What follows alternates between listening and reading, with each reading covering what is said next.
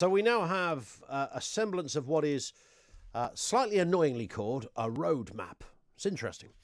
Just after 3:30 yesterday afternoon, Boris Johnson addressed the House of Commons to explain his path out of lockdown. There are some who would like to accelerate the timetable. I know, of course, there are others who would like to be more cautious. And I understand both points of view, and I sympathise, because levels of infection are still high, and we must strike a very careful balance and always accept that we've got to be humble in the face of nature. Humble in the face of nature. Significant for many reasons, but mostly I sensed for what it didn't say as distinct from what it did say. We have 118 days to go until we're supposedly out of this entire mess altogether. But if you read between the lines, that's not quite what's being said. This is constantly under review, and I understand that. However, the idea that come the 21st of June, life will just somehow, bingo, return to absolute normality is something that the government simply cannot guarantee. Take travel as the obvious example. Mr. Johnson's roadmap out of lockdown says foreign holidays will be allowed. But, of course, you've got other detail to come that will suggest the final decision is still up in the air in this respect. So what do you make of that? If you work in the airline industry, if you work in the travel industry, if you work in tourism, if you have a hotel, if you're planning on booking a trip away. I think when we first discussed this about last March, we took a whole load of calls from people who were saying, well, I was meant to be going away in August, but I booked it for the following March or whatever. And some people have been doing this book, cancel thing over the last 12 months. Where are you on that one? And is this your neck of the woods? Is this part of your industry? And here's the bit that I really don't understand, and I'd like some help on this, and we'll try and speak to some experts on this point. So, plans to lift the lockdown by April. Apparently they had 4 scenarios that they took to the table. So you've got the politicians, and then you've got the scientists and the medical advice in there as well. And there were 4 things they looked at, and there was a suggestion in one of those 4 things. I stand to be corrected on this, but I think I've done all the relevant reading on how this worked, and I've spoken to 1 or 2 people, sources, as the phrase goes, on the inside. It seems that there were 4 scenarios they looked at, and one suggestion was to lift lockdown by April. So the whole darn thing. So pubs, everything open, travel, get in your car, on the train, on the plane, wherever you like. Everything's hunky-dory, everything's up and running. Fantastic, away you go. Remember lockdown? Oh, it's a distant memory. We're off, we're up and running. However, sage scientists warned that would cause 91,000 extra deaths. 91,000 extra deaths and overwhelm the NHS. Boris Johnson considered a proposal to reopen outdoor pubs, restaurants and non-essential shops by Easter bank holiday as he plotted his roadmap out of COVID restrictions. However, the date was pushed back after experts forecast that it would cause tens of thousands. So an extra 91,000 deaths. Now, this is the bit I don't understand. So essentially, despite the vaccine rollout, they were saying that the death rate would almost double in this short period of time. And this comes on the back of the news we broke yesterday, that the COVID-19 vaccines being used in the UK could reduce a person's risk of being admitted to hospital by as much as 95%. That was incredible news. Experts examined COVID hospital administrations in Scotland among people who've had the first jab and then compared it to those who'd not yet received the vaccine. So the jab can reduce the chances, not exclusively, of going into hospital by 95%. On the other hand, over there, the sage people are saying, well, if you just do a complete easing of the lockdown, that could mean 91,000 people end up in hospital.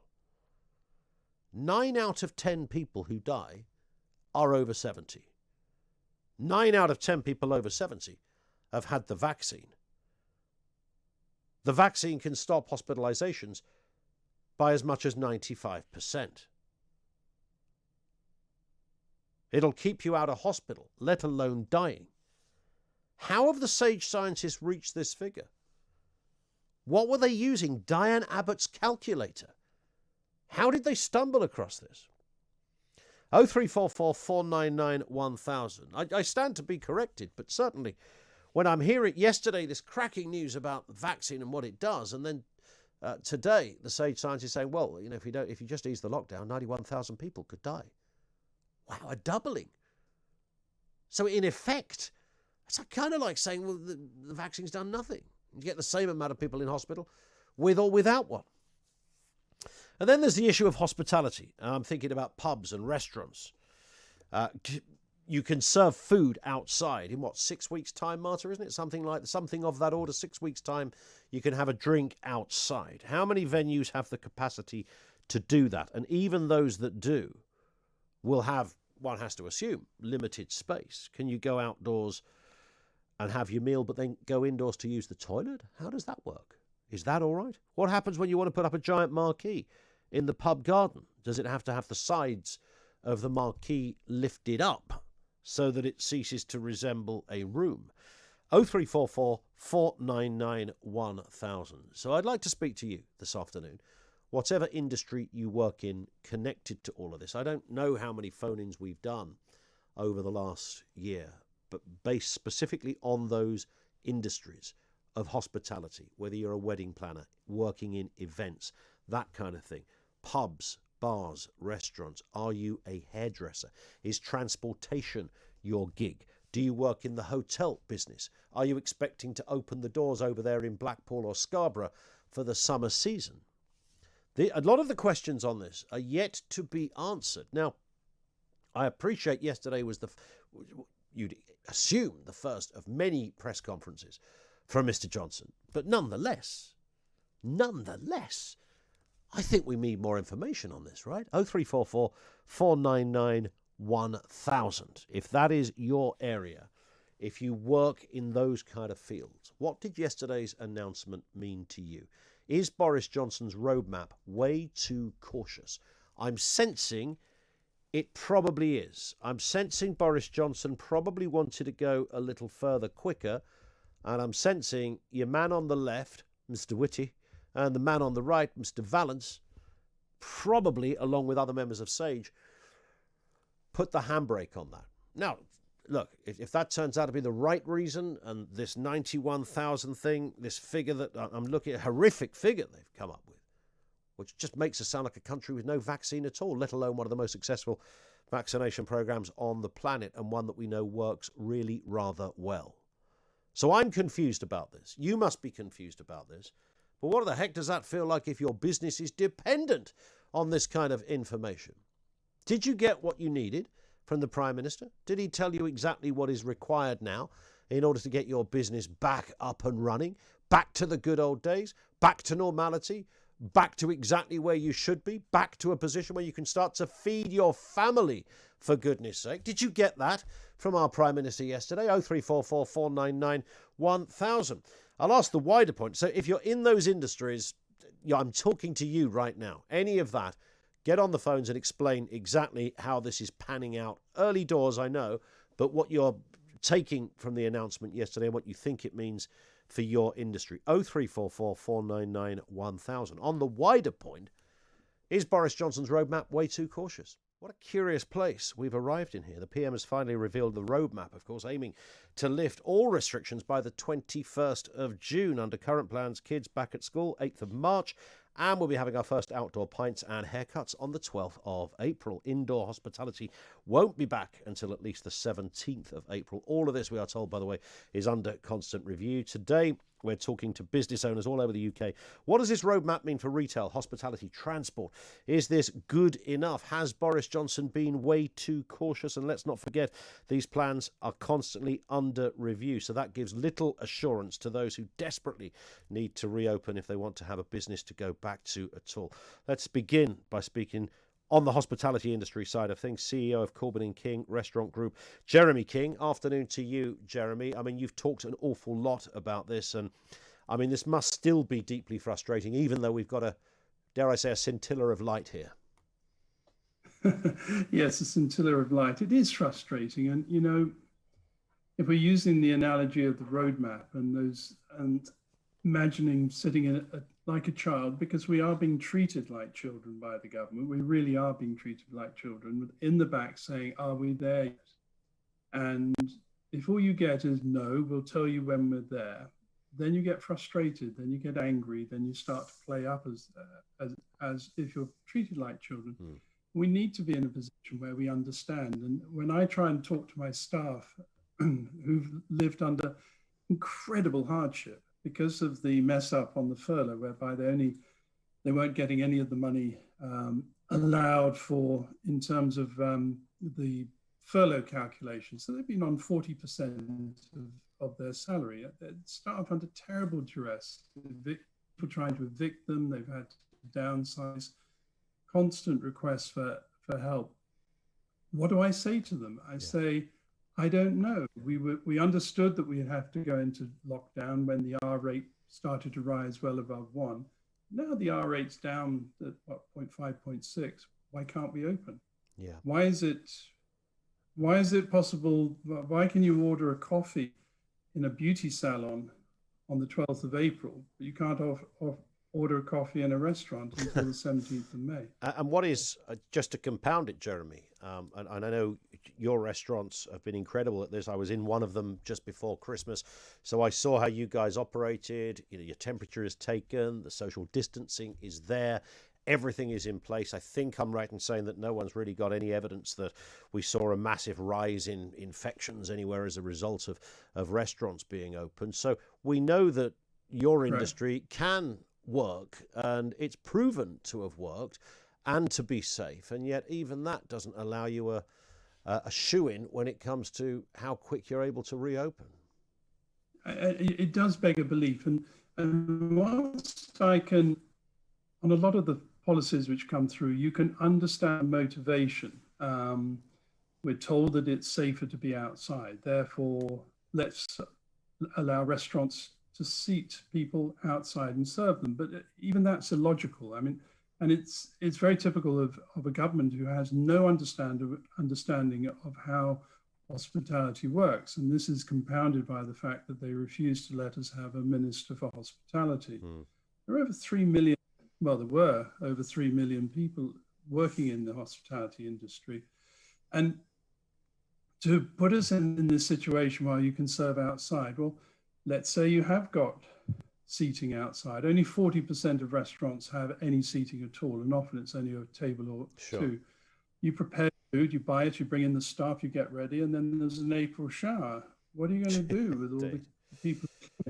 It's further losses, further compounded. And you know, people, you're serving outside, but where are people going to the loo? They have to go inside. Indeed. So there's got to be some kind of inside component to even the outside arrangements. In terms of your own restaurants, Jeremy, just a final point on this. I mean, 17th of April, back in the saddle. Are you taking bookings now? 17th of May. 17th of May, I apologise. No, not. Yeah, we're discussing that later this afternoon, how to do it. I mean, a lot of restaurants are already getting bookings for the 12th of April, let alone 17th of May. The appetite is massive to go back, and we just have to control it and work out how we do it. I mean, the most gratifying thing is that there is fantastic goodwill from customers.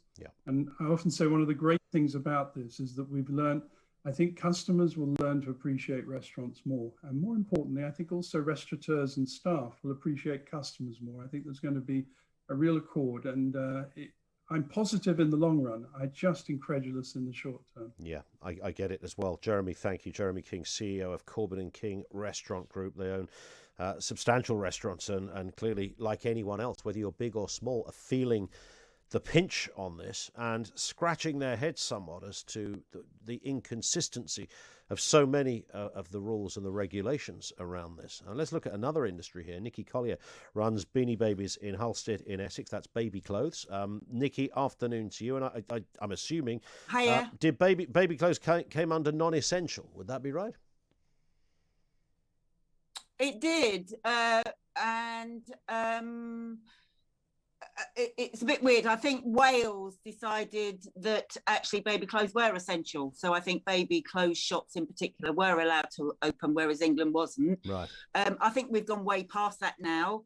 I spoke to a colleague of yours and I woke up yesterday and I didn't feel good at all. I'm come to the end of my tether, really, and I've got to a point where I don't know what to do anymore. No. I actually don't want to be in the UK, full stop. You've lost faith in your country.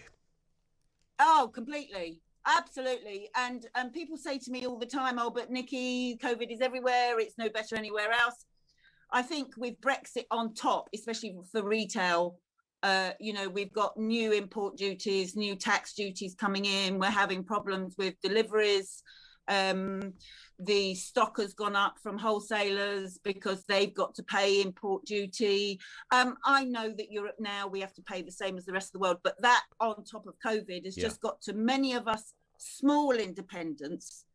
And I'm a member of lots of different groups like Facebook, independent groups. And there are lots of people that have already shut. Yep.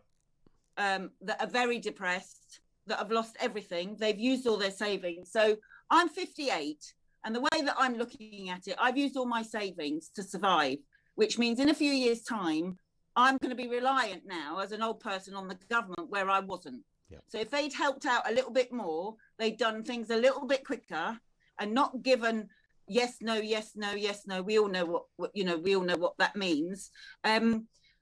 Then I think that people's shopping habits, they've all defaulted to online. Yes, I am online and it's keeping me going and it's enabling me to eat, basically. So it ain't enabling you to take many trips to Barbados and the like. And what about, you mentioned financially things have been tough. Did you get any assistance from the government, Nikki? Yeah, I did. And I'm really grateful for that. And actually, if it wasn't for that, but lots of people say to me, oh, but you got a grant. You're all right. You got more than I did. Well, what they don't realise is that in the retail business for small independents, we have to pay wholesalers in advance. Yep. So, for example, at the moment, I've got a 4K bill that I actually ordered this time last year for this year, thinking we would be out. So I doubled my order, thinking everybody would be going on holiday now. So I've doubled the baby and children's clothes order. So I've got to pay for that. Yeah. So when are you allowed, as far as the dates we got yesterday, then, Nikki, when can you reopen? When do those doors of Beanie Babies fly open again?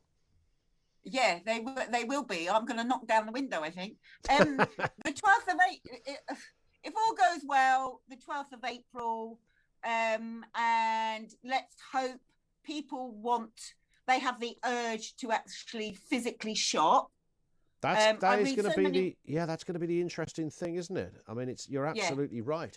It would be extraordinary if this was a terrible legacy of it. I'd like to think that it will happen the other way round. That people will quite enjoy going back to normality. And our previous guest, Jeremy, talking about restaurants and the like, I genuinely do. And listen, Nikki, thank you for speaking with us again. I know we spoke last year on exactly this point, and there's a cracking example of the difficulties and the challenges from a one-woman business. Try to keep it all going. She's gone online, but even that only keeps her head just above water.